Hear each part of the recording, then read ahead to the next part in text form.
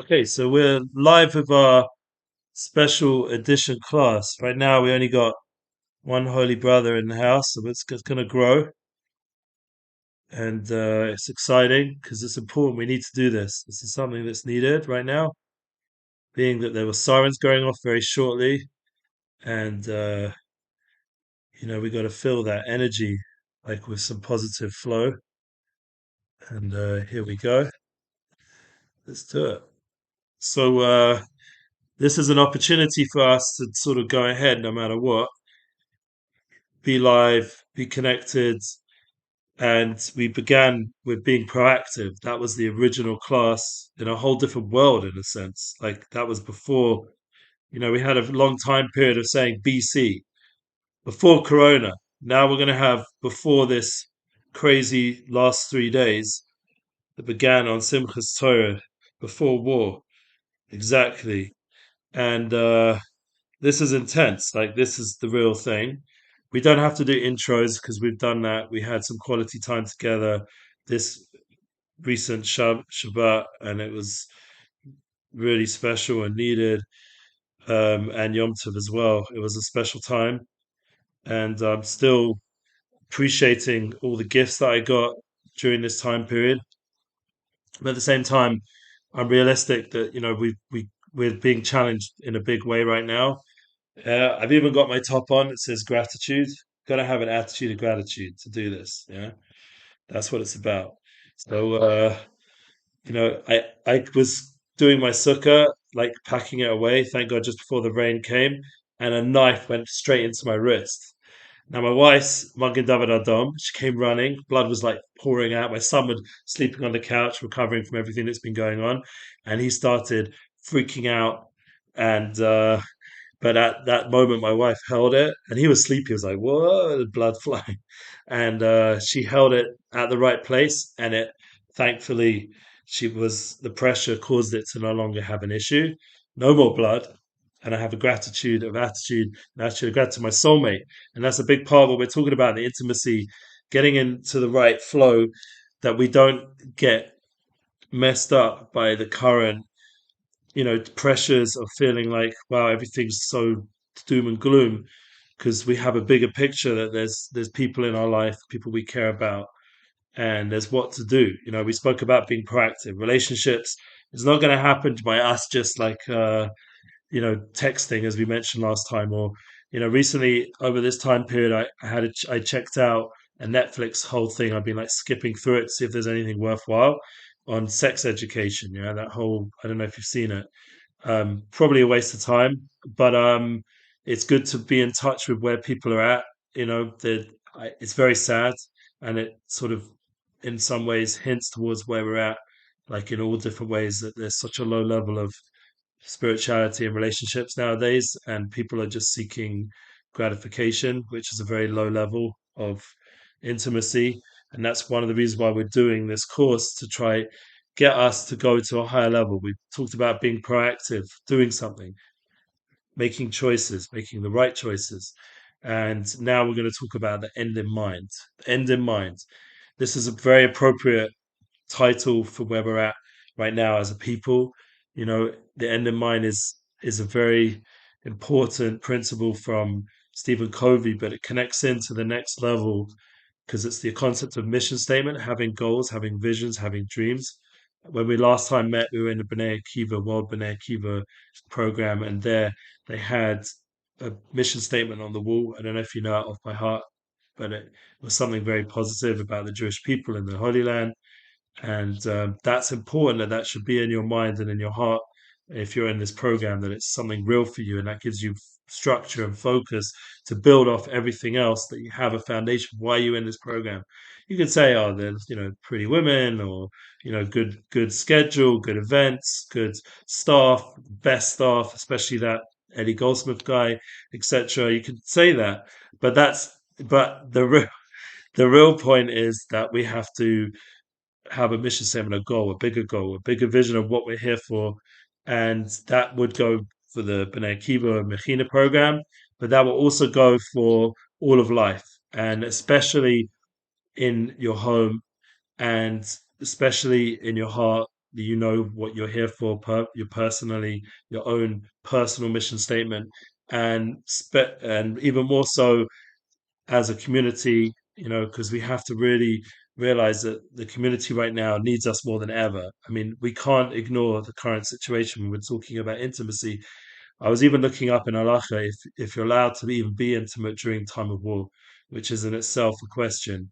The concept is that a time of war is a time of sorrow, a time of suffering, and intimacy should be done in a time of joy and love and connection.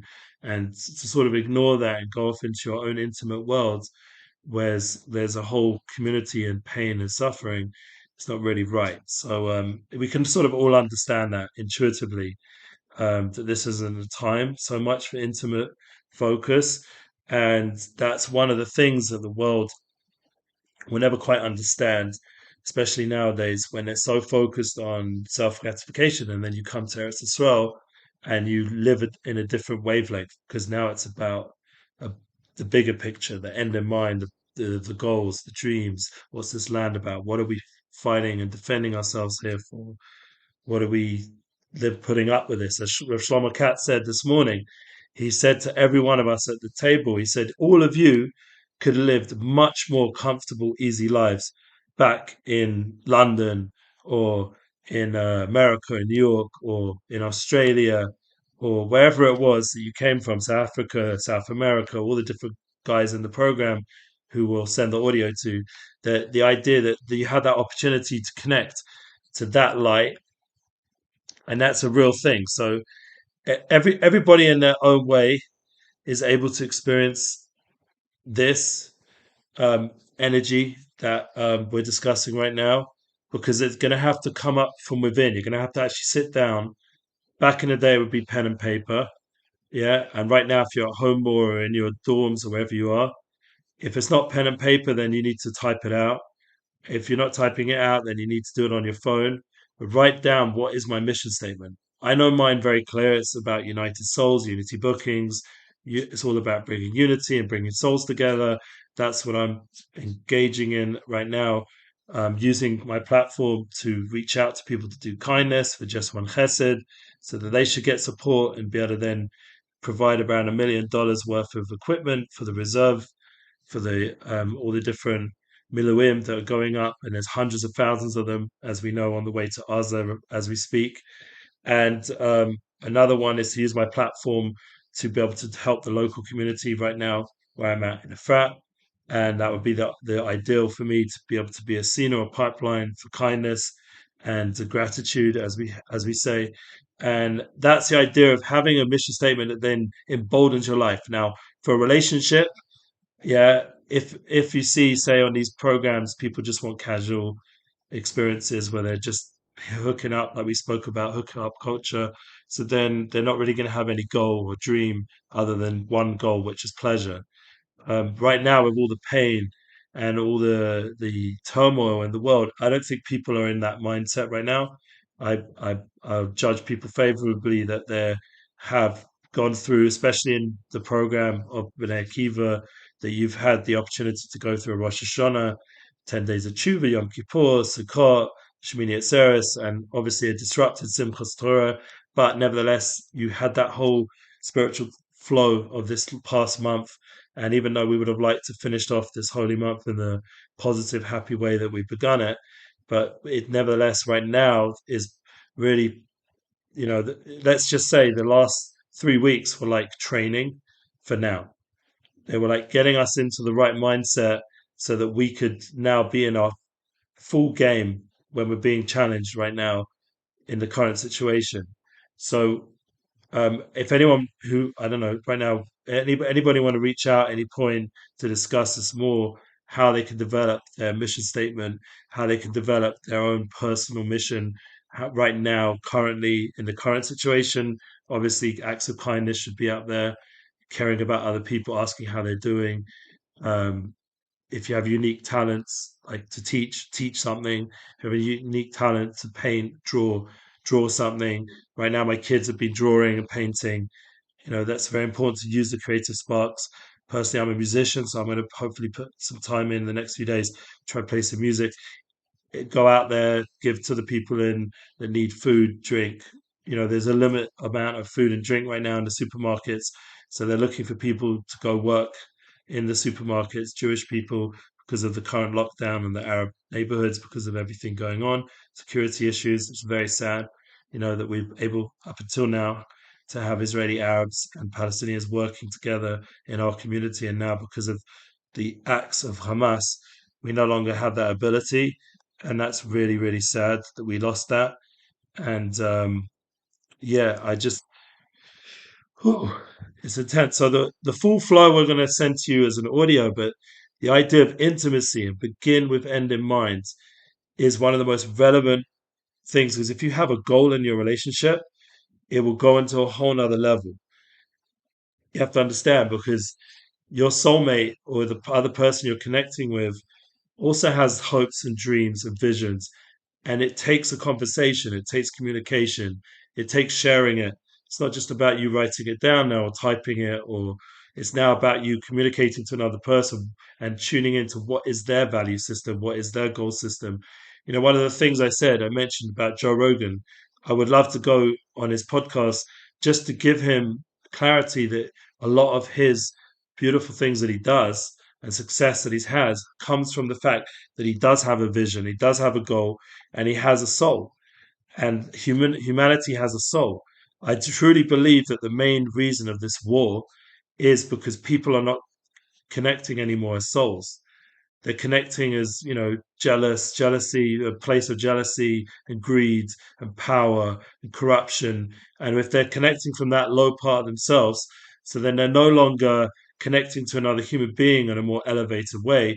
And therefore, it's going to lead to all these kind of conflicts that escalate and escalate and escalate. And if people would once again be able to tune back in to, I'm going to do this, for example, this defensive situation that we're in right now, but I'm going to do it with values and with goals that are soulful. That means we're not just going to indiscriminately kill everybody or cruelly like they've been doing in the border over. We're going to actually do it with the right approach, with a high level of morality that's going to lead us to succeed, because we'll have God's blessing and we'll be able to put down all our enemies in the most effective way without needing to then have power and greed and jealousy and domination, all these negative traits. We'll have ability to get done what needs to be done in the cleanest, most successful way. And that's an example of applying the end in mind, the goals and dreams of the Jewish people and the state in a higher level, so we can achieve a higher level result in everything we're doing, and how we run the economy, how we defend ourselves, how we communicate. There's an opportunity for all of us to experience this situation in a better way. How we approach the fear. So we've been learning from Rav Shlomo Katz, for example. If you go to the Rambam, we have, thank God, Rav Moshe Maimonides. We have books of Torah guiding us how to deal with these situations. He says in the Mechemes Mitzvah, the idea of the concept of, in Hilkus, I think, Malachim, the idea of the war situation, that we have to understand that that war situation is an opportunity for us to work on not fearing, not letting fear take over us, as Rav Shlomo was saying, to work on not sharing content that brings more fear, like all the crazy footage that's going on. Obviously, the world needs to know how barbaric and cruel these people have been to us. So we need to get that to them, to the world in general. But for our own children, for example, there's no reason for us to share with our children like this concept of fear, and it's not something which is going to help them in any way. We're not going to get like a better result from our children because they are more scared. That's not going to help anything. So our job is to realize that our support and our love for our family is what's going to give them the strength to be able to go through this time. And that could be even family outside of Israel, to try and explain what's been going on, to give them a bit of clarity, and this sharing of this larger picture, of having an end in mind, having a larger goal, giving a higher vision for our people, for our community, for our relationship. Everything would be experienced in a better way.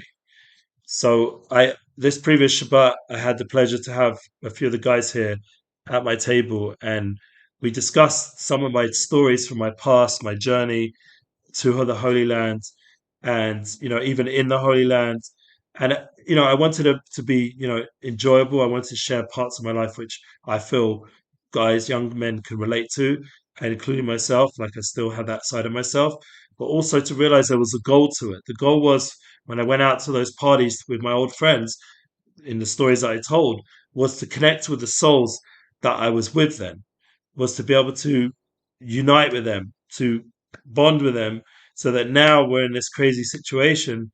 I'm still in touch with them and they're supportive. There's a relationship. I didn't just bail on them but become this fanatical religious guy in Israel that has nothing to do with any of my fans and family from back in the day. I made sure to be connecting, to always be available, to make time when they come to Eretz Israel, to go out my way to see them in Tel Aviv or wherever they are, and to spend quality time and connecting time with them. And so now the excuse me, relationships are established. We're gonna have some water. Those relationships are established in a strong way, so that I don't lose my connection to these beautiful souls. And then now when we're in a place where we need help, like literally, because as I explained before, we need to support all the miluim, all the people that are going up for service. We need to support the families that can't work. Like there's a lot of people who no longer have their jobs available right now currently, and we don't know how long that's going to go for. Plus, there's a certain lack of resources because of the whole country's on its head right now. So we need to provide for the soldiers as much as food and resources as we can. This is an opportunity for all those people now who've kept a relationship to now to give back and to show that they're in a safer position, even though there is crazy stuff going on in the rest of the world as well. Anti-Semitism is rearing its ugly head. But we have to realize that because we had a larger goal in these last however many years to maintain those relationships and do good PR and connect to people back to the Holy Land. So now they're able to reciprocate and give back. And this is an opportunity for us to show the unity of our people, in not just in Israel, but the whole world, that we're souls and we have a vision, we have a deeper goal to be kind, to be caring, to be compassionate. And this is the kind of energy we'd want to bring in our intimate relationships as well. And that once again, if it wasn't a time of war, I'd go much more into the intimacy focus. But it shouldn't be the focus right now. It's not, unfortunately, the ability, even though this is certain rules and guidelines that are applicable in intimate relationships, because in order to have that true soul connection, you have to be sharing the same values, the same soul mission. You can't just get into a relationship and think that it's just about the physical and emotional somewhat, because the problem is you won't have that larger vision. And this is something, once again, it will set you up for life. It will set you up for a great relationship with your spouse if you're meritorious to have that kind of relationship. Nowadays there's so much confusion about just basic stuff like what is a man, what is a woman. Being able to create a relationship of a man and woman relationship of a mashpia, makabel, as we mentioned last time, someone's giving and someone's receiving. This concept is being confused because of all these gender issues. A lot of external aspects of physicality have come in and made a priority of something that in the past was just clear.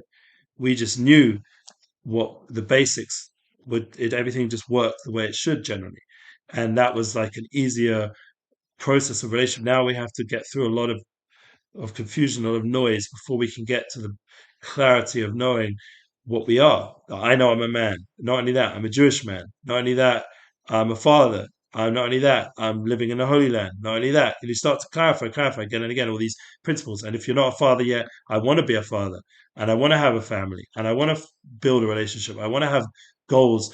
I want to be in the Holy Land because I believe in the mission of my holy people, and that we have a mission for this world, and we can only fully achieve it over here in Israel, and therefore I need to have defense because there's people against that. So the concept is, so what you'll say, but how does that work again with the beautiful energy of unity? Chaim, I already made a blessing.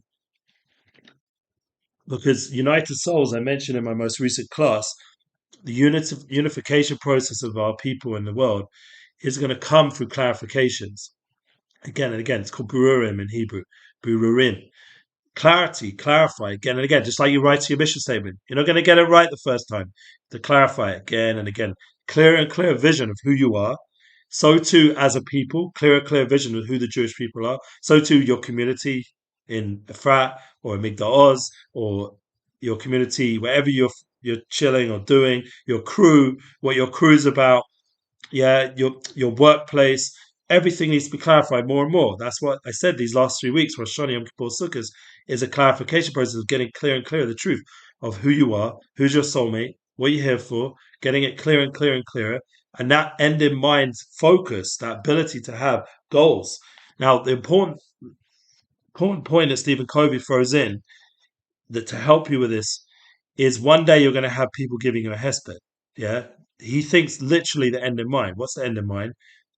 After you passed away from this world after 120, right now, we just had sirens going. I was in the shower. I was getting showered, ready to get in a car and go drive my way to World Bnei Akiva in Mechina in Migdal Oz. No one had told me it was cancelled. No one had told me you guys went there. The last message I got from your crew that you're all going to be there, all ready to go. And only just before I was about to leave, the siren went off. I was just showering. My daughter was screaming, "Get out!" And I was like, "No, I'm in the shower." I finished off the shower, got dressed. I got the message, no one's around. Okay. So that's why we're doing it online. But the idea, so that was a mistake on whoever's responsibility was to tell me that yeah, yeah. So that person might be in the army, so we'll forgive him, yeah, because he's doing his bigger duty. He's trying to save our people and everything else. So we'll let go of that. That didn't work out. But the point is that thank God it was just in time. The siren came. I was able to. I prayed mincha, and now I'm sitting here talking to you dudes, and you'll get the audio as I said. So you're going to get the opportunity to connect into the flow, no matter what, because the determination is there. One on my part, and two, like I'm understanding that there's a mission for me in this world. So even if just say this is off the book, say they don't even pay me because I didn't walk into your institution and you guys weren't there. Okay, but I'm not here for the money. I'm here for the bigger point. I'm here for the fact that we're laying down certain guidelines. One, it will help you, it will help me too. Yeah, I didn't even go to a shul to daven mincha because I once I made that decision, I'm with you guys. The mincha I'm gonna either daven earlier or I'm gonna daven marv. So I start to work out my life in a bigger way with a bigger goal system. When that's one of the things that, for example, the Torah is a big help because it gives a lot of guidelines. But each person's going to have to do that alongside the Torah, with themselves, with their own personal skill set, with their own needs and energy, with that. And especially now in a relationship, you're going to have to really think because another person, I mean, we already said the other day that a woman is an amacher. We mentioned Parshas Hazinu. Now we're in Bereshis. You see, it's true, they're a different nation, but right at the beginning of the Torah, we see after we've read the whole Torah, now at the beginning, with Bereshit right at the beginning, you see that Hava was taken from Adam. That Eve was taken from the ribs of Adam and Rishon, the first human being. And they're really Basa Echad. They're really from the same source, but there's a certain uniqueness that a woman has and nothing else in creation has that completes the man, the soul connection, that oneness. And we see in Bereshit, they become one flesh, they become one entity, and that manifests as children or souls that are being brought down through the connection done in the right time, in the right way, with the right person. And that's an understanding of relationship that is very deep and profound. And it's in the Torah, it's right at the beginning. It says, not a good for man to be alone. That's straight off right from the bat. The first mitzvah is puravu, connecting to your soulmate. Yeah. Now we could make a joke about puravu. We could say, I'm really into puravu. That's my mitzvah. Yeah. But the point, I'm just joking around. But the point is that, yeah, it's a mitzvah, and if it's done right, it's the holiest of mitzvahs, and it's one of the most powerful, profound experiences because you're a partner in creation. You're a procreator, and this is very deep. And to take it and just turn it into some TikTok Cardi B dance about, how wet whatever is, excuse my language, is taking something which is so holy and turning it into the lowest like form of physical expression of very low level pleasure instead of it being something which is soulful. And it's so far from its source and its goal and its cause. And then you have a world around you where there's people who forget the beauty of life. They forget the importance of life. They're no longer valuing life. They're no longer giving honor to women the way it should be. And I don't just mean in the secular world, the what happened with Hamas, the raping, and the way they disregarded the holiness and sanctity of the women that they captured to disgrace them publicly and celebrate that in the most disgusting way, the way they were abusing children and old people. This is where they've lost all the values. There's no they say it in the name of God, but that's not God, as Rabbi Sachs so wisely wrote. He wrote a whole book on this, that everything they're doing is not in the name of God. They say it's in the name of God, but that's nothing to do with God, because God is godly. God affects us in our actions, in how we imitate or represent godly midah, godly character traits. We become a godly person, and therefore we would never a godly person would never do something so disgusting, so subhuman.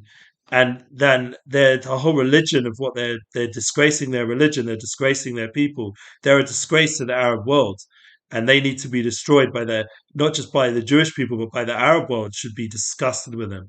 That they're not worthy unless they change, unless there's some form of repentance on their part. The way they're behaving and the way they're acting as a nation, or they call themselves a nation, not even a nation in historical sense. The way they're acting as a terrorist organization needs to be destroyed. We need to call a spade and be clear. Once again, clarification of ourselves. Once we know who we are and we have a relationship with God, that we realize and we're clear with our soul, then we can be clear that the people around us who are so anti-soul, they they're not just against anti-Semitic, they're anti-soul. They're anti-soulism. They're against the soul of humanity, and therefore they themselves, as it says in the Svarim, evil will destroy itself. They will face destruction in a healthy way, in an effective way that's good for humanity, because there's always going to be some sort of negative presence of evil in the world, and it needs to be taken care of. It can't be ignored. You don't have mercy on it. This is a time now to face that evil and deal with it. And this is a time each of us in our own self need to face the lack of values that we've taken on in our life. We've taken on wrong values. This is a wake up call for all of us as well. Because if we truly were being truly true to ourselves, to our vision, to our purpose, then there wouldn't be this power of evilness affecting us in such a strong way like it is right now. So all that's a wake up call to all of us. So I basically to end off with a clear vision, all of us need to do the work. We all need to sit down and clarify, what am I here? What am I sitting in Israel for? Why am I in this place of danger? Yeah, one of the guys said on the way to our mill, but the soldier said back to him when he joined the army, this is such a shit hole. Why would you come and give up? So that's obviously a proof that these people do not, even in our own army, they don't even know why they're in the army. They don't even have a clarity of what they're doing here. That it's not just about having a nice penthouse and a nice Tesla and fancy clothes the way that social media and movies make out as if that's the life. It's about the soul, the values, the purpose, the relationships, the real content of a person, the human the human vision that we need to have as humanity, that we're not just here for just physical gratification, we're here for a bigger mission. And that once again, that influences everything you're doing. It lifts up. Once you get that goal system in place and you've worked hard on it, it lifts up, elevates every choice you make. So then you can be more proactive in an effective way. And then we'll get to the next concept. We have another 10 minutes. So when we get to the next concept of living effective and time management, how we apply our goals in dreams in an effective way. That's going to be the next session we're going to do. We'll catch up with this one with whoever wasn't there in person, either through the audio or through the in-person experience. But we're going to get to a place where we're going to allow ourselves to apply this. And what Stephen Covey calls this is personal. He calls this a private victory. This is something which is personal between you and God, between you and yourself, to really get clear, me, myself, and I, to really get clear, what am I here? And this is a private victory. You can celebrate this. Once you get it clear that you've made good choices, that's being proactive, You've got a goal, mission statement, goals, vision, dreams. You know what you're here. You've got clarity of thought.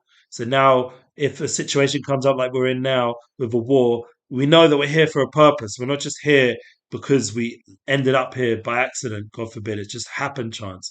No, there's a purpose. I'm here for a purpose. And then I have clarity what to do about the difficult situation we're in.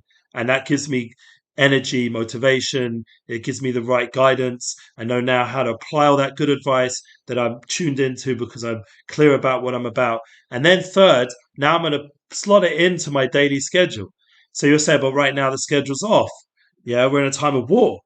Okay, so we're going to talk about that next time. Hopefully, the schedule won't be a time of war.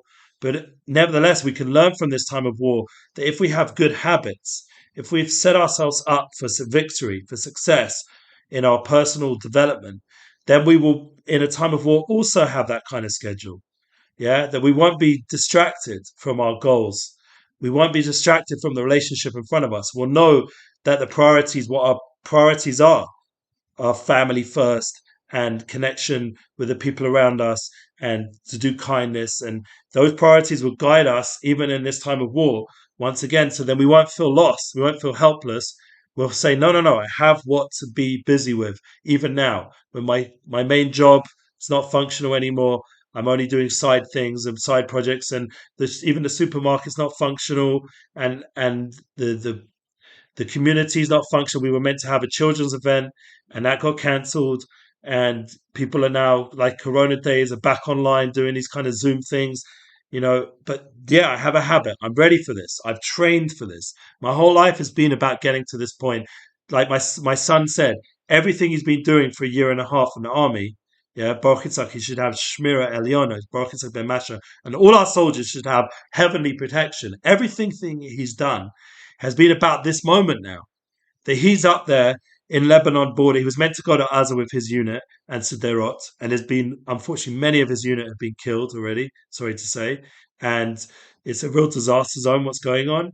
And in Lebanon, they're throwing rockets, and he was meant to constantly be moving down, but each time they delay it because there's what to do up there by Hezbollah and other problem areas. So he's been kept away from the action in Gaza. I kept thinking he was on his way to Gaza because that was the instructions, but it kept being delayed. And this is unfortunately some of the lack of clarity that goes on in the army is one of our weaknesses, I would say. But nevertheless, he is ready to go. He came on a video chat not so long ago. He's got the full equipment. Everything's ready. He's ready for war. And it's just a matter of when and where and what. But we pray for all those people. But that clarity of knowing that he's put in the time, a year and a half and more, of full dedication, and not just that, mentally, emotionally, physically, knows how to shoot, knows how to do all the different strategies and tactics. But it's not just that; it's the mindset. He's focused. That he has a mission there. He has a mission as a firm person, someone who has a munah and Hashem. He has a mission to pray and to connect to God and to realize that he's on a heavenly mission. And that's a whole nother level of being a soldier when you have that system of spirituality to guide you in that position.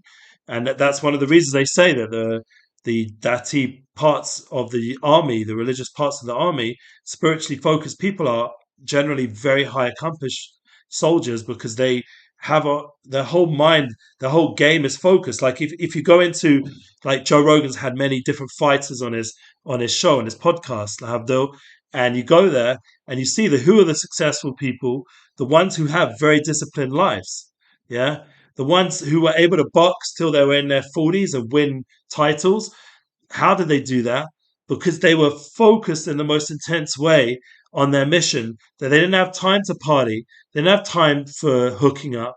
They didn't have time for as their end game was totally there.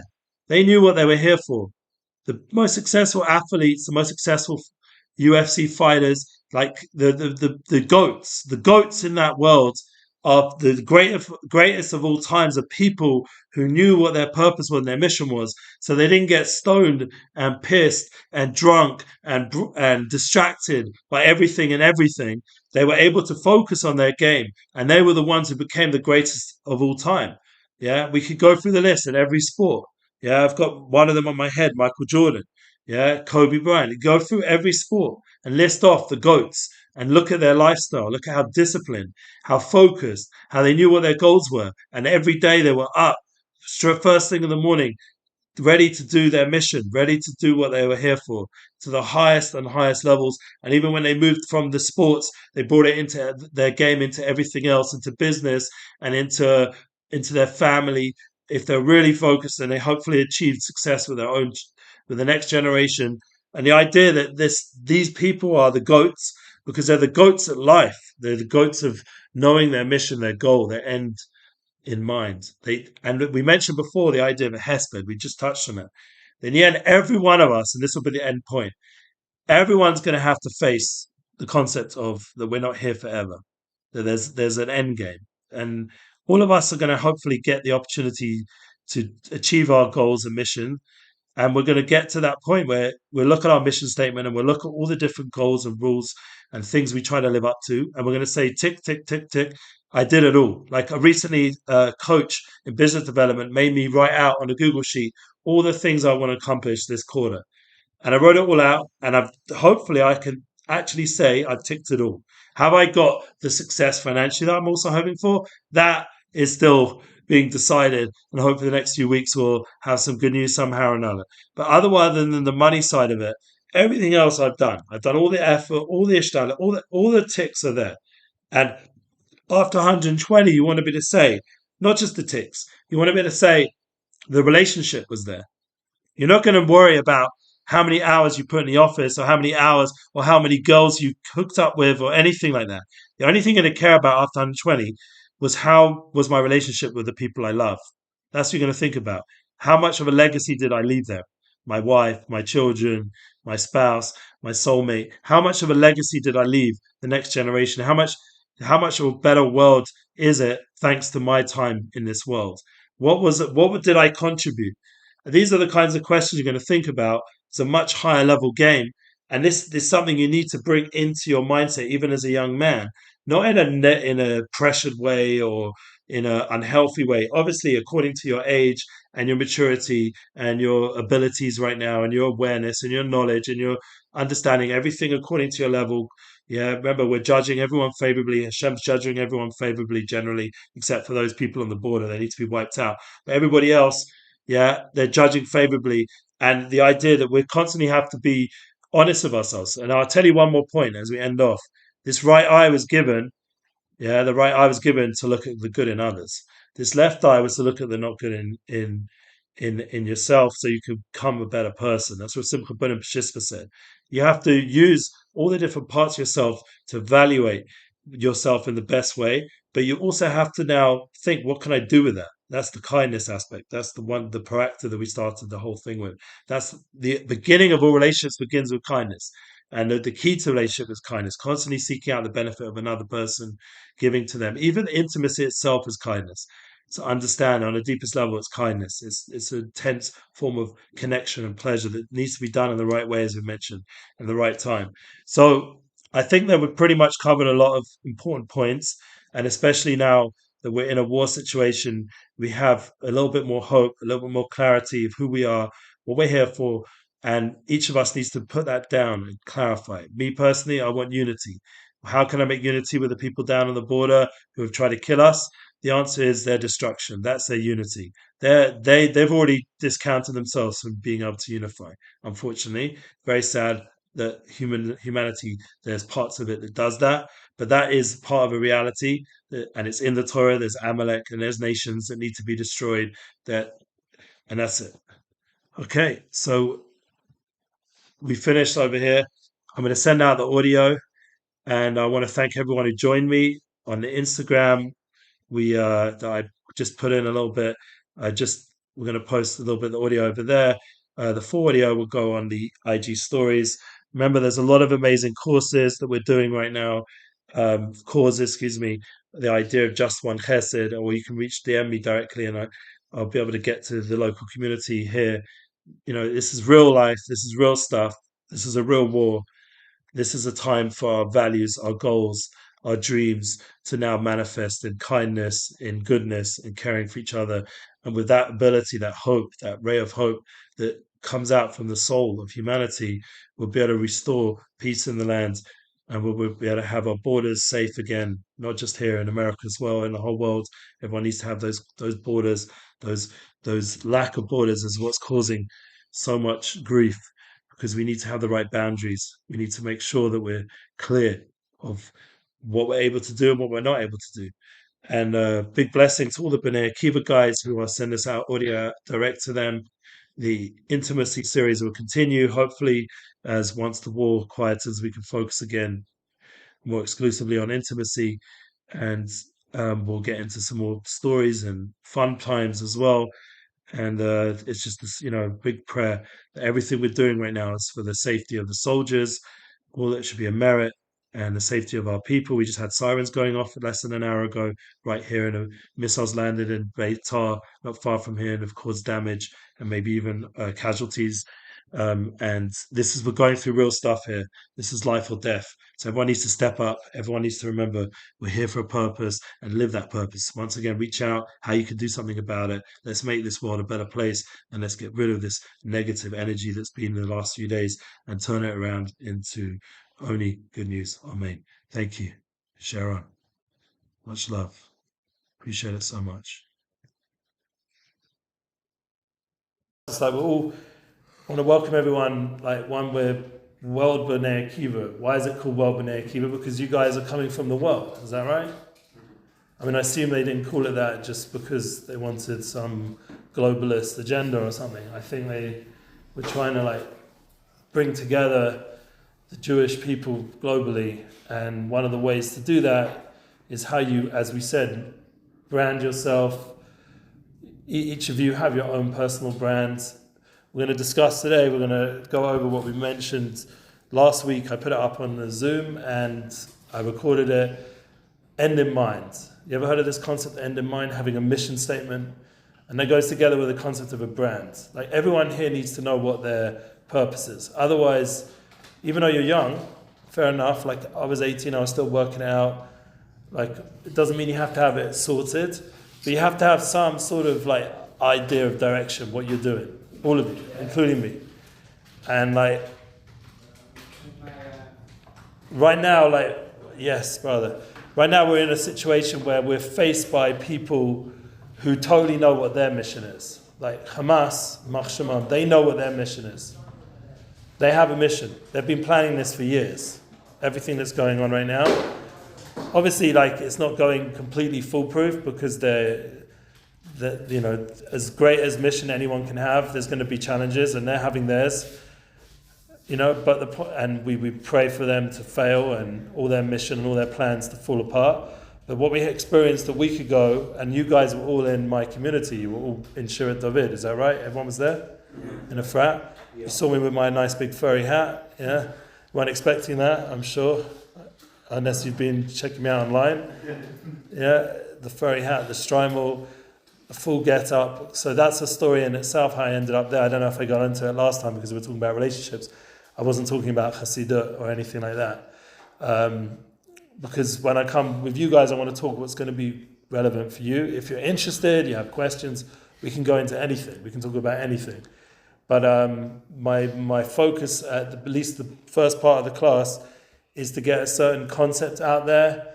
I want to touch base with where you guys are at. I'll be honest, I did some serious research the last month. It was pretty painful, I have to say. Yeah, I love the fact that this guy's laughing.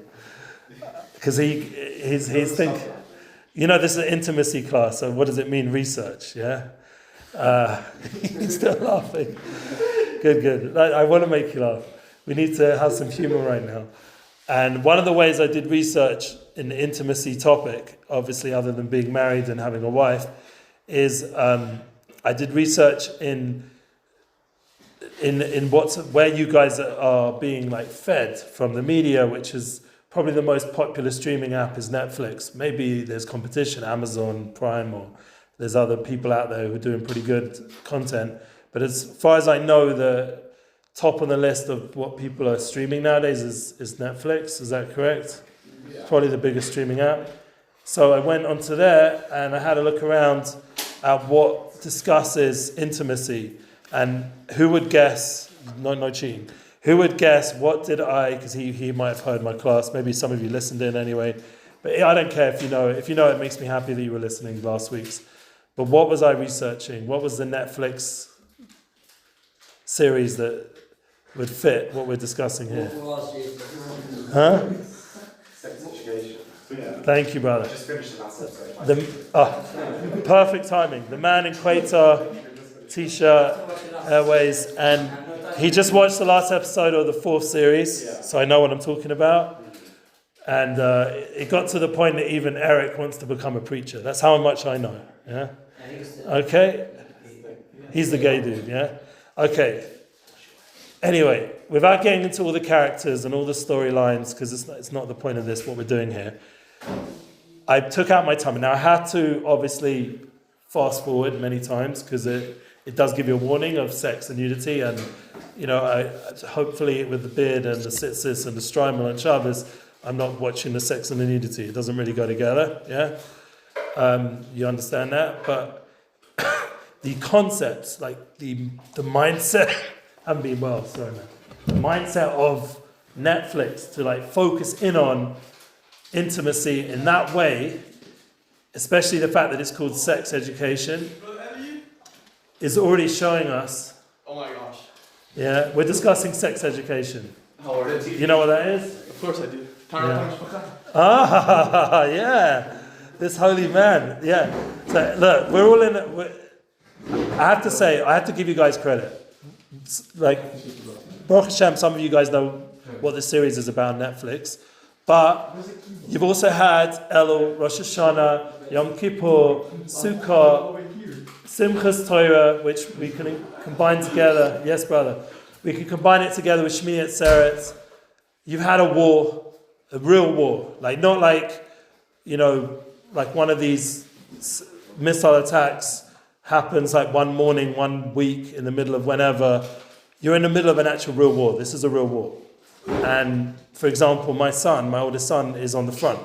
He was up first guarding up north, and we'll dedicate this class to him and all the soldiers defending our people, defending Israel. Yeah, Baruch Yitzhak ben Masha, my son, was up north in Lebanon. He's part of San Chanim, paratrooper unit, and he was up there shooting down drones from the Lebanon border. And now... he's on the border of Gaza waiting to go in. I do not know what they're waiting for. And trust me, the sentiment in his unit, for sure, is they just want to go in already. They want to kill people. Not just kill people, they want to kill the enemy. People not. Enemy, yeah. That's important. One of the famous songs, I was really into a band called Rage. They're not the most kosher band, but there's a good song there, Know Your Enemy. You have to know who your enemy is. And right now, Hamas is our enemy. And it's not just in the news. Hamas our enemy is also our enemy in the Parsha, and it's going to connect into intimacy. You can listen on if you don't make it back, no problem. Yeah? Hamas is our enemy in the Parsha, it's in the intimacy realm. How's Hamas connected to intimacy? So I was just listening to a guy called Gedalia Fenster. And this is going to explain this Netflix series a little bit as well, where they went wrong, unfortunately, at least for us as the Jewish people. That Hamas get their energy from us not being holy, not being having intimate relationships in the right way, in the right time, with the right person. They get their spiritual energy in the negative sense from that. Now, that means, as kol hakavod to my son who's on the front, and big up respect to all those soldiers, but that makes us all soldiers, yeah? As long as you're a human being and you have ability to procreate, which most of us do, thank God, you have a sexual energy, which if you use right, makes the world a better place. And if you use wrong, gives power to people like Hamas. So you say, what's connected to my personal purity and Hamas? So we know in this week's Parsha, what happened to the Hamas when they were Ba'aretz, they were in the land. What happened? What did God do to that whole reality of people that were stealing each other's wives and playing around, and every virgin had to sleep with what happened? They all got killed, yeah. How? Through a flood. Now we've been promised, thanks to the rainbow flag, and I don't mean the gay pride one, I mean the actual rainbow, we've been promised that the covenant, the bris between us, the kesher, this rainbow that Hashem would never do that to us again. He's never going to bring a flood that destroys the whole world except for... Now, you might say, I'm not so sure, I believe it. All right, it's in the Parsha. We're Jewish. We just went through Rosh Hashanah and Kippur Sukkos. We've seen miracles. We know this is something that's real time. It's streaming now, Parshas Noach. And Hamas in the land, are making trouble. So now let's bring it into the end of mind. We mentioned before, we're going through the 10 habits or 7 habits of Stephen Covey, the 10 habits of truly effective Jews or Jews, however you want to call it, my version. The idea of end in mind. Do you have a mission statement? Do you have a goal? Now, as I said, Hamas have their goal. They want to wipe us out, kill us, finished. As everyone knows, but there's no like, from the river to the sea. There's no moral, and then they're all singing around the whole world, as our friend just mentioned. There's no moral like equivalence. Like, I know there's different opinions out there, but just realize, guys, that it's a very clear mission by them. And the Jewish people also have a mission to be light to the nations, as we have more Nobel Peace Prize people, we have geniuses, we can hopefully, with the help of God, cure cancer and bring all kinds of amazing blessings to the world. That's what our job, We do like amazing things. That's the Jewish people. We're the top in high tech. We're going to help the whole self-driving car go into reality, and you can just go through each technology, there's a Jew there. Every technology company has a Jew involved. Every high-level development, emotionally, spiritually, there's Jewish people there. The whole mindfulness movement was run by Jews, Did you know that? The whole mindfulness. Yeah, they're all like sound. I once was listening to a guy called Tim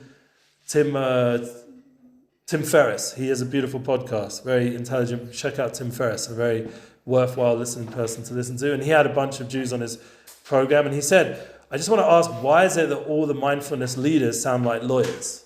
Why? Because they're all Jewish. And they've got these lawyer-sounding names, because Jews happen to also be lawyers as well, as we know. So now, let's accept who we are. Let's be real with that reality. That it's not something to be unproud. It's actually something to be very proud of. I'm a Netzach. We're the eternal nation. We need to get into that mindset. We need to get the morale in a high place right now. We need to know what we're here for.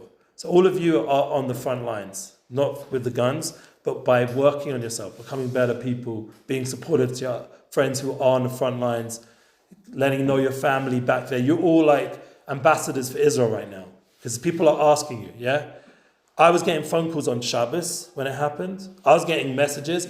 My wife knows because the phone, we had to turn it on. I was getting phone calls the whole Yom Tov, second day of Yom Tov, non-stop from everyone, messages. Like the whole world suddenly wakes up that I exist, and I'm still getting messages from people that I haven't spoken to for who knows how long. And they're suddenly, are you doing all right? Everything all right? I mean, I don't know how many times you getting those questions. So you've got like a chance right now to like be an ambassador, to say something meaningful to these people. Not just, I'm all right, like superficial, whatever. No, there's much more to than just being all right. There's like a real situation going on here, and I'm really feeling it. And I want you guys back there to be awake as well, and to realize this is a global thing. There's also protests in your neighborhood, and in London there's protests, and in America there's protests against us as a people, as a right to exist in the Holy Land. And we have to realize this has now become a global phenomenon. This is just like before the war of the Second World War. Like the world's waking up either to destroy us or help us, and people are choosing sides. It's happening. Like I just did a video and I mentioned the fact that they changed Jordan Peterson's name to Judan Peterson. Why? Because he came out pro-Israel. So they called him Judan Peterson. Who called him? The anti-Semites. This is like real stuff happening on all the levels of society. It's not just like an Israel issue.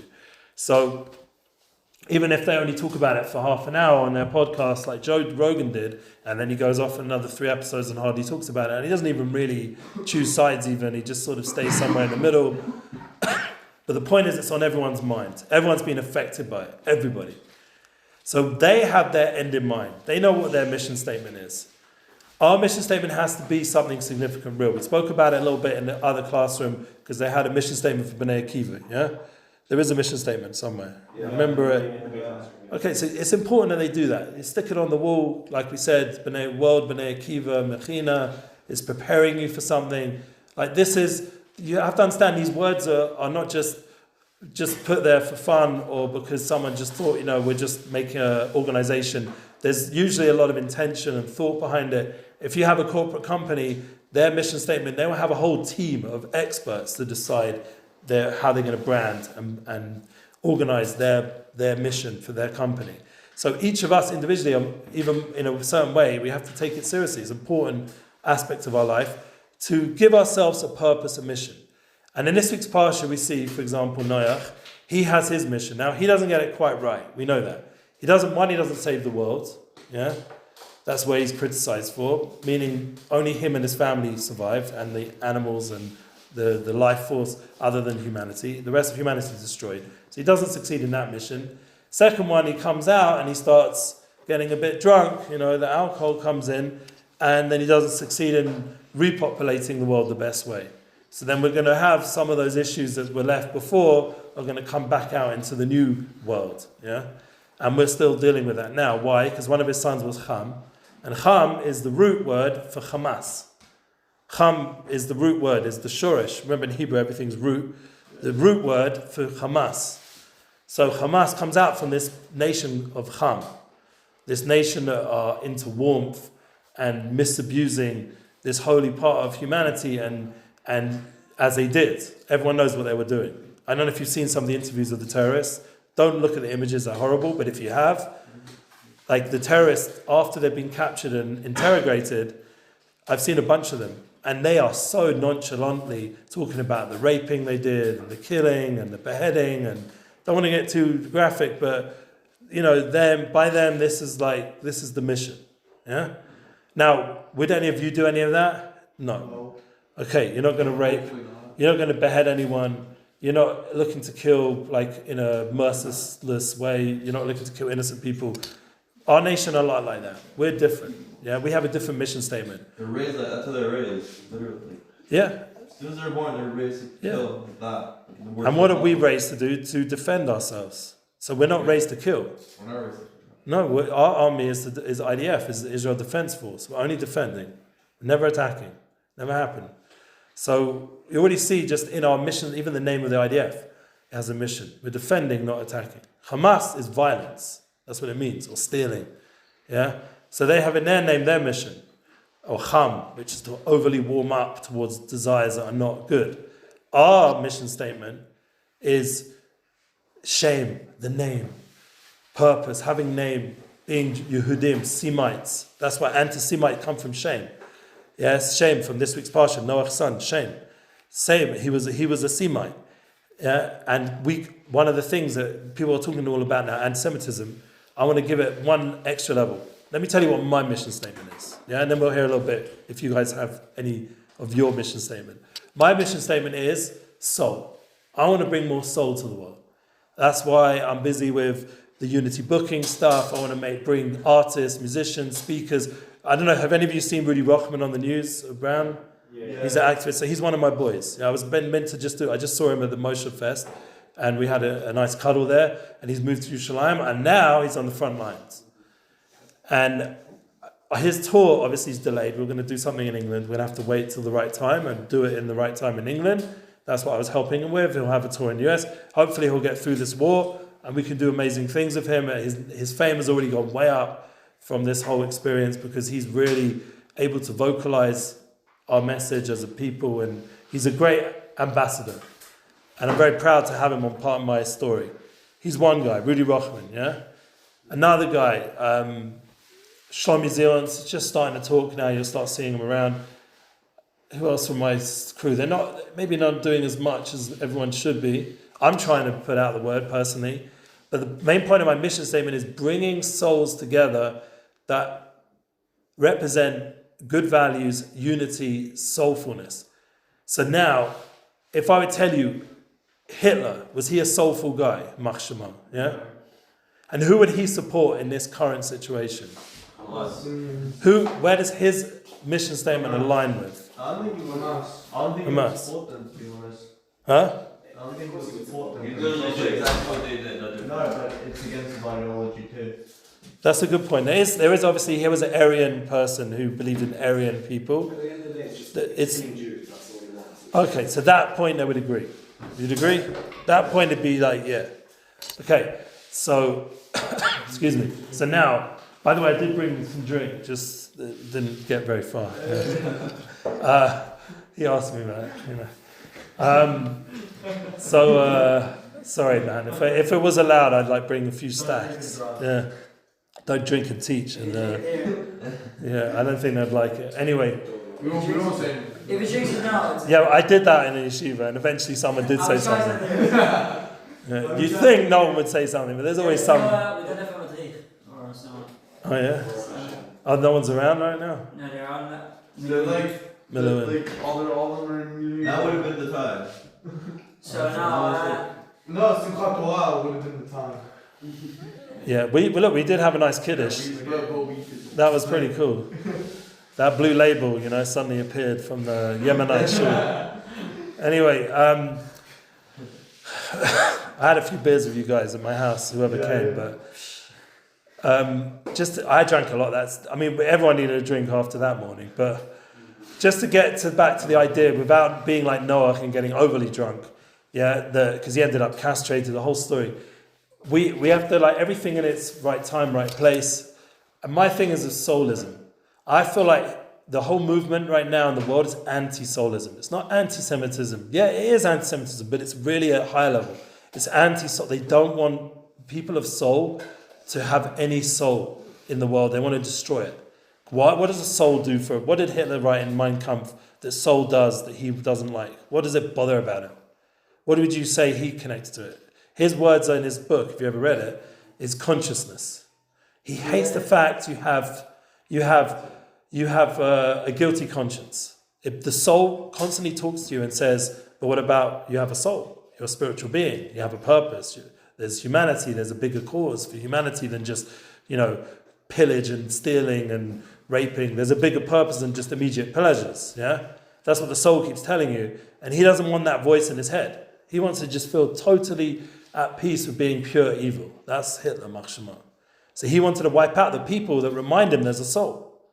If he wipes out the people that reminds him there's a soul, then he has pure peace of mind. Remember I said to you about the idea of sitting on the beach with a martini. It's not just the great setting or the penthouse. I've had that before. What makes it work is having the peace of mind that the Yetzer Hara is not making you crazy. Yeah?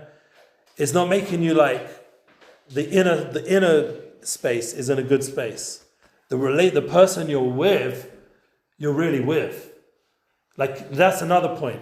Not only do you have to have your own mission, I have my mission statement, but my wife has hers. My soulmate has hers, and it's not exactly like mine, let's be honest. She's not running my booking agency and making speeches and events, and she doesn't write about soul. Her mission statement is vitality for the soul. She's an exercise teacher. She does Magen David Adom. She's a volunteer. She's helping all the time during the week of Sukkot. Yeah, you want to get it? Yeah? We're all here together right now. No problem about it. So I was like sorting out the sukkah, and the knife went into my hand. Blood starts going on. It's like squirting out my wrist. Yeah. So my wife comes running down, and I'm trying not to get blood everywhere, like over my clothes and all the house and stuff. My son's asleep. Imagine now, he's waking up to me like blood shooting out my wrist. Yeah, like, whoa, what's going on? He's like lying on the couch. What? And my wife comes flying in, grabs my wrist, holds the point, bleeding like you should, stops the bleeding, always put pressure at the place of bleeding, and it just stopped. It was great. It was like as if nothing. I had to get somewhere like that moment, just doing the last thing I needed to do. And then I was like, great, put a plaster on, off I go. No ambulance, no whole sob story, like just get on with life. Because she's more about vitality of the soul. That's more her mission statement, yeah? Of well-being and emotional well-being. If I would sum it up, that's what I'd say hers. Now, that's a good balance. Because remember, when you're looking for your other half, we're talking about end of mind, having a mission statement for the guys who just came now. We're saying that Hamas have a really crazy mission statement to kill us. We are going to have a mission statement, each of us, and as a people that's obviously not like that, It's a bit much better than theirs, that's for sure. But we have to be as all in as they are, because they're all in. Like, I was listening to a podcast today. They went into the war with Israel. We'll get back to the woman thing in a minute. They went back into the war with Israel. They didn't come with like water flasks or anything that you would think so they could get back. Because usually when you siege a place or you go into another country, you have a whole, pillage and way to get back. So there was a whole group of them who wanted to kidnap, and they had the means to get back. There was a bunch of them went, kitted out, not to return. Meaning they were going there to just die. Yeah, they were going there to die. That means that's how all in these crazy MFs are. Yeah? Also, like big time. a lot of the They really are. They're like all in. Go on. also a lot of like the Iranian forces in Syria, they're divided into two groups. Basically, with one being basically people with low IQ that have been fighting wars since they're like 5. Yeah. So that they just go and they're praising the heads and just run and they get killed all the time. Yeah. And then they have like their actual fighters, which. Okay, yeah, so they have a strategy like that, and they learned from the Iranians, I think. I think the people who trained them, the people who trained the Hamas forces to do what they just did, because it was a planned attack. As I said, they have a mission statement. It was a planned story, yeah? Sorry, man. So, so that's where we're at. Now, get back to the woman story, yeah? Now, you need to find a woman that has some sort of mission statement, but remember, it's not going to be yours. This is an important trick. People don't know this.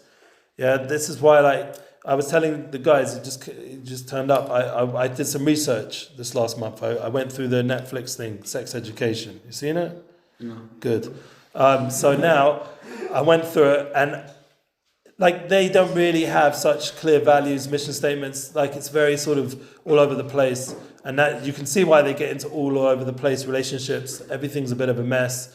A lot of emotions, a lot of, like, they slowly get somewhere maybe, but it's almost like not even realistic anymore by the end of it. Like it's like it just gets a bit like fuzzy, It's not really like real life kind of. It got worse in a way. It was like real characters, and then it just went off the edge. Yeah, it feels like it's just made up. Yeah, just a bunch of fancy nonsense. Yeah, there's no such place. It's too much. Too much. It's like, there's no way that can OTT, and that's where that's where a lot of movies have been criticized recently. Like people said about Barbie. I hope none of you saw Barbie. Please, none of you saw Barbie. You saw it? So Barbie, I begged my wife not to go see it because she grew up loving Barbie. It's just like they're making too much of an effort with this whole woke business, But then once again, if we're going to be honest, like Hamas, Mechina, they're all in with their philosophy to the point where they won't even have a good movie anymore, or a good series, or a good documentary. They'll just be all about their agenda. They're all in. Now, the problem is a lot of the people who are good valued, like us, I hope, Bnei Akiva people, or Eretz Israel people, the problem is of us, we're like not totally all in, I would say, generally. Now, this war is going to make us all in, whether we want to be or not. And we're going to have to be all in to survive now the next time of our life. That's just where the world's heading. So it's pushing us now, and I believe this is coming from God, because I believe in God and I believe He's running the world, not them. God is pushing the world, especially our people, to become all in. But the most important thing to be all in is to have the clarity. I really hope Rosh Hashanah, Yom Kippur, Sukkot, you all got some clarity about what you're about. Now remember, the first class we did was about being proactive. So I would say that's a pretty important mission statement, being kind, being caring. If you want a relationship with another person in this world, you're going to have to be thinking beyond yourself. As I said, the other half is not going to be like you. They're going to want to do the same things. They're not going to have the same interests. There's going to be some core values that connect, but there's going to, as I said, they're a different nation. We mentioned this last time. They really are. Everyone agreed with that. I remember when we spoke last time. The women are like another nation. They're like different. And in order to have because otherwise, if you think they're going to be like you, or they make too much of an effort to please you, to be what you want, then they're not really going to be happy that way. It has to come. There's a true connection and a respect for each other's differences and values and ways of being, and ability to work together. That's really like, people talk about peace in the world. The hardest place to first get peace is between you and your soulmate. You'll see that. That's really where the real challenge is. And it's a daily thing. Now you get that sorted out, then you can start making peace in your community. Then you can start making peace in the nation, and then you can start making peace in the world. A lot of these people, like I would say, let's just say, imagine Hamas. I don't think their wives and husbands are living so peacefully. I believe it's a very, I don't want to say too much, but I assume the man pretty much runs the show and the woman's at his beck and call, I assume, on certain levels. Now, if they become a bit wokeized, so then it becomes the other way around. The women's the one running the thing. But where it's all messed up is that neither have respect for the other in the truest sense. They're not really seeing each other. It's all about their agendas and how to make peace between agendas. We're not about that. We're about learning to see the beauty in each other's mission, in each other's soul. This is something which will really make a difference. You can't really do it until you've figured out your own. This is the problem. This is the first step. That's why we have to step back. We can't have a public victory until we've first got a private victory. That's going to be the name of the class. I'm not going to call it mission statement because that's obvious. I want all of us in Israel, in the Jewish people, and firstly, even more so, personally, each one of us at Bnei Akiva, to have a personal victory. Whatever that means. That means, we mentioned happiness, the key to happiness, we put it on the chat, is self-control on some level. Why? Because now you have self-mastery. You mentioned Bruce Lee. You want to be a master of you have to be a master at least of yourself before you can master anything else. Yeah, so that takes a lot of self-development.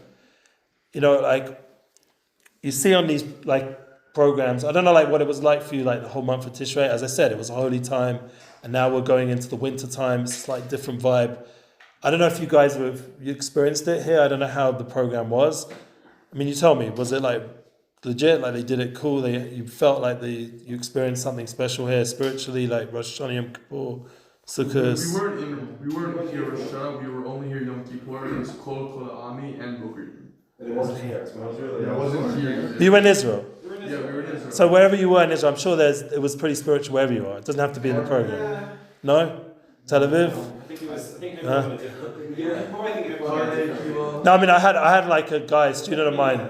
He was in McDonald's on Rosh Hashanah, and he was from a Hasidic family, and he was trying to get away from all that. Came to a more whacked out program where there was drug dealers as the main key players in the yeshiva, that kind of place. Yeah, and I was working there, and he went to McDonald's on Rosh Hashanah to buy tray food, that's how he was feeling that day, and standing there in the restaurant next to him was a Chabad guy blowing the shofar. And he was I just wanted to get away from this. And now I had to hear the shofar in McDonald's buying tray. It's sometimes you can't get away from it, whether you want to be involved or not. It's just part of the energy of Eretz Yisrael. Yeah? So, anyway, but I do feel all of you must have had some moment. There's always a moment. I don't know what, you're at a very happy family and you're wow, this is cool, I really relate to this. Or you're at a really good, kotel experience, or everyone has their moment, yeah? Even during this war, it's been the morale, especially of the young people, has been amazing from what I'm seeing, what I'm hearing around and around. All the famous guys are going around singing for everyone, and there's a lot of unity, a lot of good energy, yeah? Even though it's very sad as well. There's also a lot of mourning and crazy stuff going on, and crazy stories, and people are missing, and it's crazy, but at a certain level, there's a lot of motivation to create the right morale. And once again, this is about mission. In the army, you have to have a mission.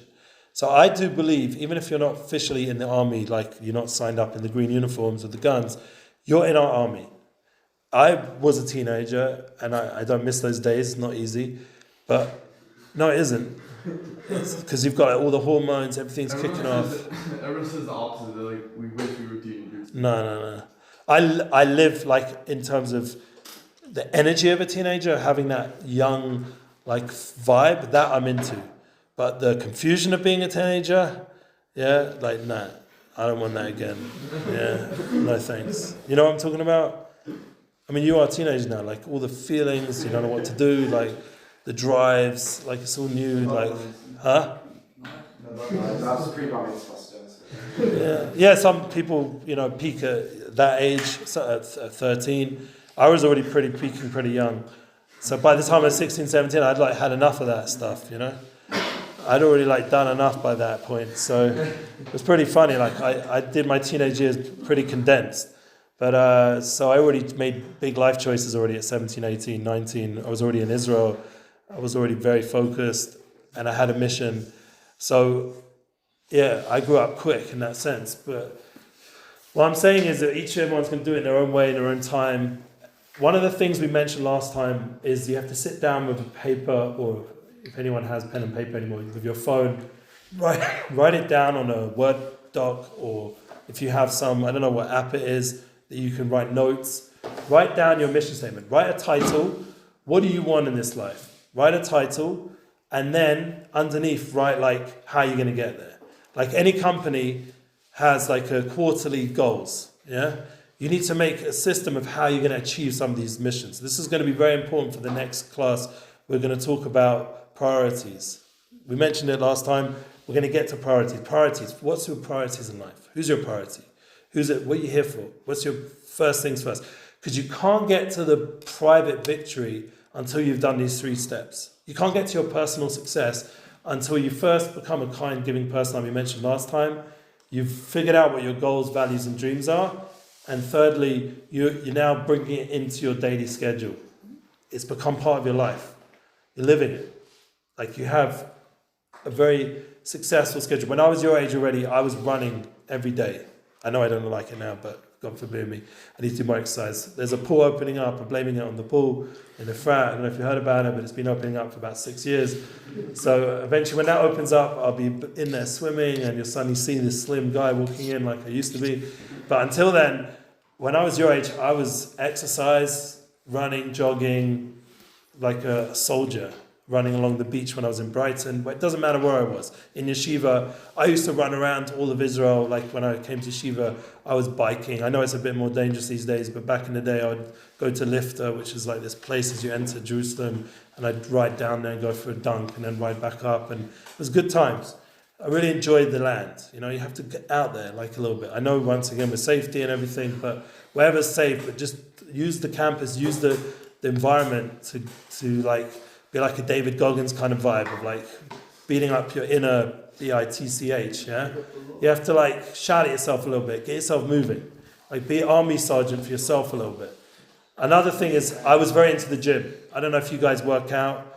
It's so important to like release all those hormones, all that extra energy that you're getting as a teenager and even when young 20s as well, just to release that whole side of yourself. Even when Joe Rogan's doing it in his 50s, you have to keep going, yeah?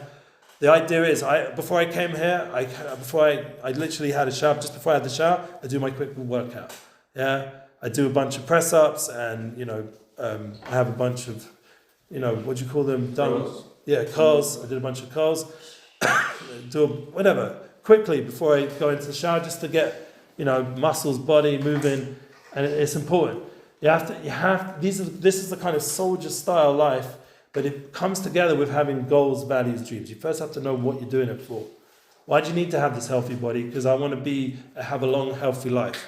I want to be a soulful person, but I need to balance it out. That's what I was saying about the woman. My wife balances out my more soulful, abstract way of being, because she brings me down back to earth. When I asked her, told her that I'm going to be doing this class, and we've got a bat mitzvah. I mentioned my youngest daughter, Mindel Tova. She's having her bat mitzvah tonight, tomorrow. We're going to make a party Wednesday with the community. Thank God I took her to London. I took her to a party with the family in Israel just before this war. Thank God we timed it over Sukkot perfectly, that she's got to see all the key people. And we're going to do something in Frat now the next day or so. So the idea, you know, we're busy. You know, there's a lot going on, but I asked my wife, in the busyness of all this, I asked my son, I said, I'm going to teach, you know, I'm going to hang out with the guys now. I just got a confirmation. And she said to me, ask them where they're at. Where are you guys at? Like that's what her comment back to me, because she always brings me back down. I'm talking about abstract, the parsha, this, that. She's like, no.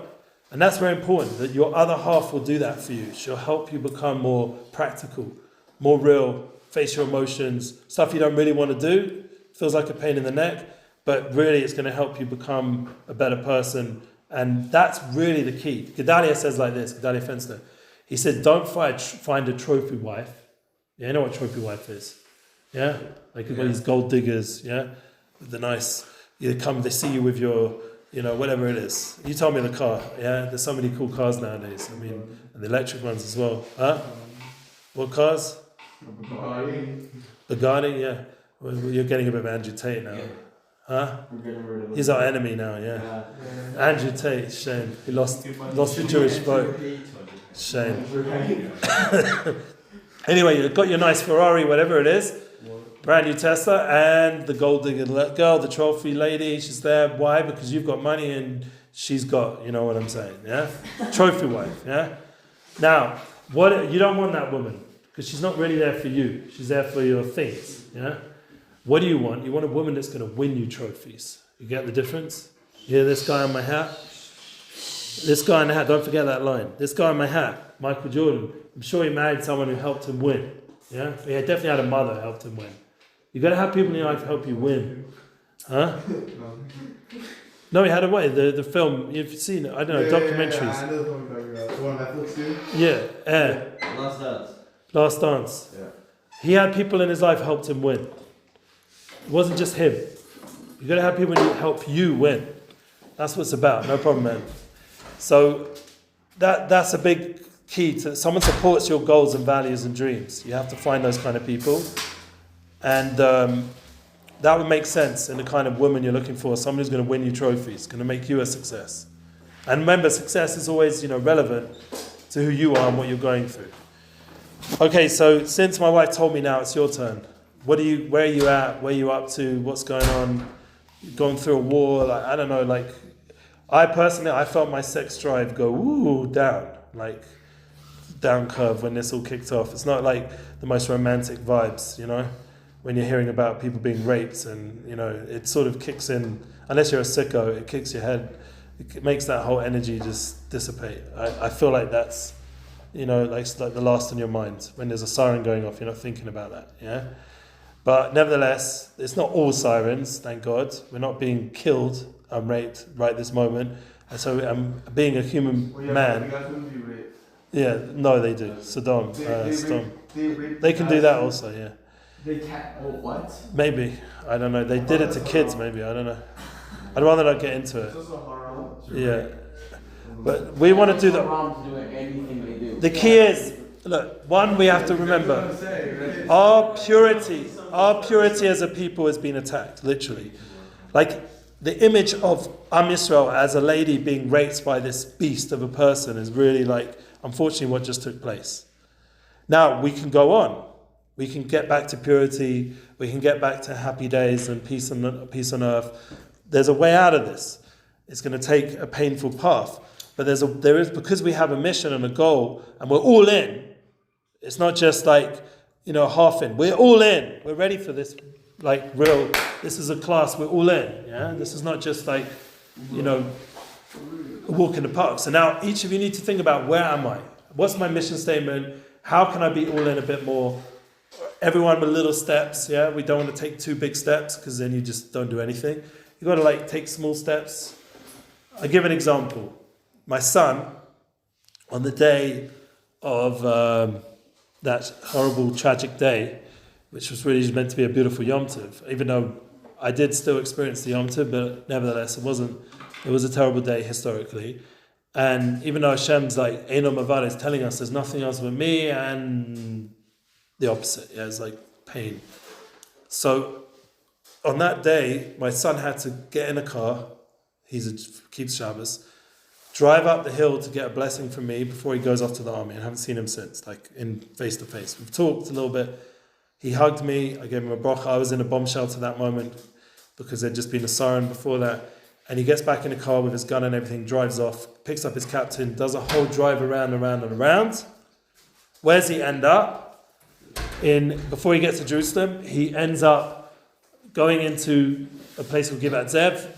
The Machson comes down, smashes the window when he's driving with the captain and on a mission before getting to the base, smashes the window. Now the car, it wasn't his car, it's my daughter's car. And, it was a crazy day. Thank God there was no prosecution, nothing happened, the police, nothing, everything was cool. But we had a broken car. Not only that, now he had to leave it in the central bus station. He had to get there quickly. and get straight to his base.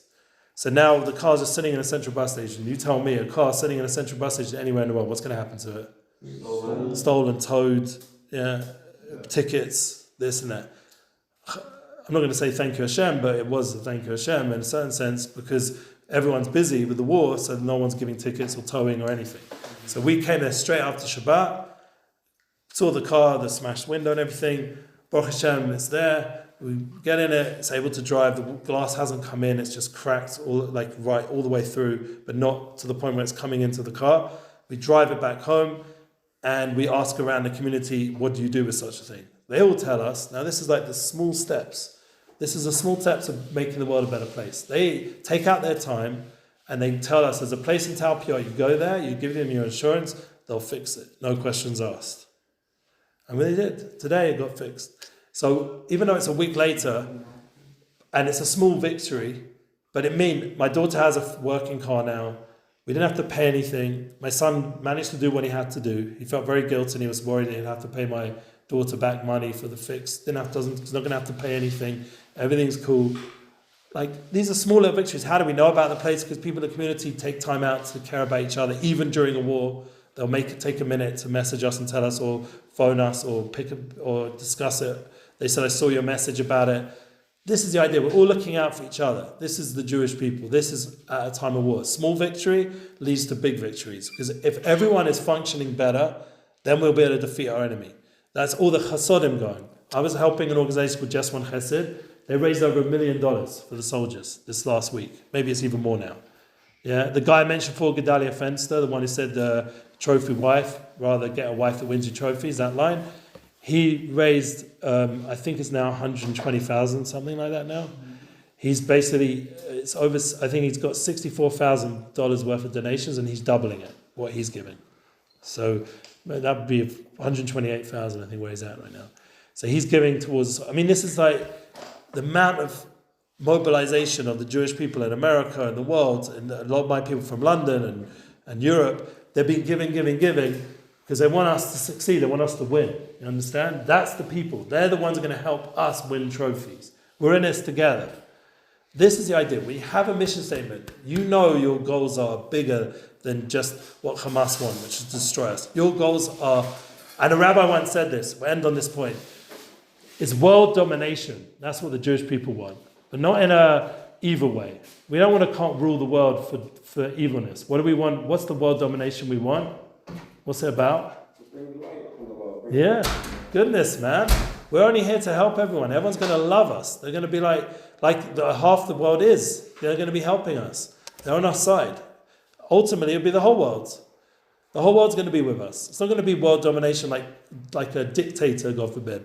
It's going to be, they're going to want us to be in a position of inspiration and knowledge to help the world reach a higher place. It's not going to be world domination in the negative sense. It's going to be the light that we have to offer will come forth, and they will want it. They will want to learn from us. It says there's going to be thousands of non-Jews hanging off our tzitzis, if you have them. Yeah, it's going to be thousands. I mean, one of the things they've been doing in Efrat, in Shirat David, I don't know if you know, but they've been making thousands of pairs of tzitzis for the soldiers. Yeah. And these thousands. You did it? Yeah, that's when I saw you. Oh, that day. But they're still doing it. There's on the third cycle already. And there's been thousands of dollars donated for this. And people are wearing tzitzis. And people who are not religious are wearing tzitzis because they want to have the protection. And ultimately, we're going to teach the world everything about our uniqueness, our special mission. Now, to get back to intimacy, if you could take that documentary now, or whatever it is, that funny program on Netflix, you can see that they're just so lost in these kind of things. Like, I don't know if anyone comes out of that with a solid relationship. Anybody. I think they're all just broken relationships at the end of it. So that shows they might have their so-called values that they, they're like all proud about. But at the end of the day, none of them have actually come out with long-lasting relationships that mean anything long-term. Our relationships are eternal. That's what I'm trying to say. Our connection with the other half is an eternal thing. And all of us have that ability to find that in this world. That's my promise to all of you. You will find your soulmate. And there'll be challenges. And you'll say, well, what about the one that got divorced? Okay, so you'll find your real soulmate. That might be in like a level of a soulmate, but not the final, ultimate soulmate. There's levels, yeah? So there's different zvugim, there's different souls who you're going to connect with. Ultimately, if you want it, you will get it. If it's your goal to find your soulmate, and that's a big part of this course, if you have that as part of your mission statement, that you want to find your soulmate, I had it as part of mine. That's all those stories I told you about in university, all those stories where girls were like trying to jump into bed with me and I said no, like real stuff. No, I'm being honest, yeah? All those stories, I'll send a picture. I did some modeling for the WWF, yeah? I'll send Heartbreak. I was modeling the Heartbreak Kid. Who remembers him? Sean Hart. Sean Hart? Anyone remember Sean Hart? Remember, I'm too old. Yeah? Sean Hart he was called the Heartbreak Kid. I was modeling his stuff. Like he had to be a good looking dude to wear his clothes and model him. So I used to do that. WWF is WWE nowadays. Yeah, you know what I'm talking about. Red Wrestling Entertainment, yeah? So I'll send a picture on the chat. But the point is that I always had an interest to find my soulmate, and that's what kept all those silly potential relationships that would have just wasted my time. That kept them away. Because if it wasn't a deeper, real thing, I mean, I wasn't like that originally. As I said, I got it out of my system young. But once I started maturing and realized that, around your age, I was already aware of it. And I did know my soulmate by that point. I was very close with her. I met her in the gym because I was disciplined doing exercise. I wasn't just smoking pot all day or weed or whatever, just sitting on the couch playing video games. Even then in that world, I had more structure to my day. Yeah. So now, I'm just saying. So that's where I met my soulmate, in the gym. Yeah, in good shape. You're going to meet your wife. You want to be looking your best. You don't want to be like some flabby, half asleep stonehead. Yeah. No, I'm serious. You want to make a good impression. First impressions last. Yeah. You can do both. You can balance your life out. Some women there's this whole thing. They like to find a guy they think they can change and nurture and all that stuff. But it doesn't usually work, so they get disappointed in the results generally, and then they get really pissed off about it, and then you have to deal with it. So it's better just to be in your ultimate state, physically, emotionally, spiritually, as best as you can be. And now that mission begins now. It's not something and it began before you came here also. So my blessing for you guys. Write down some sort of mission statement, even if it's short. If you want to talk to me about it, message me. I'm happy to be DM'd and discuss it. I have mine clear. It's all over everything I do, my branding, my work, this class. It's all about bringing it to your real life, how to make it practical so it starts impacting your life. We'll talk about that more next time. And that will help you tune into that other person, because the more good place you are, the more good place she'll be in. And if you're playing around, she'll be playing around. And no one wants a girl playing around. Let's just be honest, yeah? So, and that happened to me. I was playing around, and my first real long girl relationship, she was playing around. But I started it, and that's what it led to. And that's a heartbreaker, if you really care about the other person. So, and you don't want to go there. It's a painful process. So anyway, everyone should be blessed with,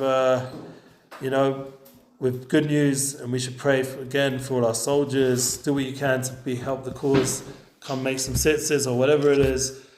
Be an ambassador. Talk to your family back home that you're proud about this. If they live here already, give them the support they need. Every parent's going through crazy thoughts right now. Things are unstable. Have a little bit of mercy on your parents as well, because they're probably freaking out a little bit. Have mercy on the staff here, because they're literally miluim. They're make it easy for them. Don't try to burn down the dorms during this time period or something, or make crazy parties. Make it easy for them. Just have a little bit of mercy. That's your contribution. Each of you can contribute by making it a little bit easier for everyone around. And my contribution is by being here, because I feel that you guys are an important part of the Jewish army. And win the battle, man. Let's win. We're in to win. Let's go. Thank you very much. Pleasure.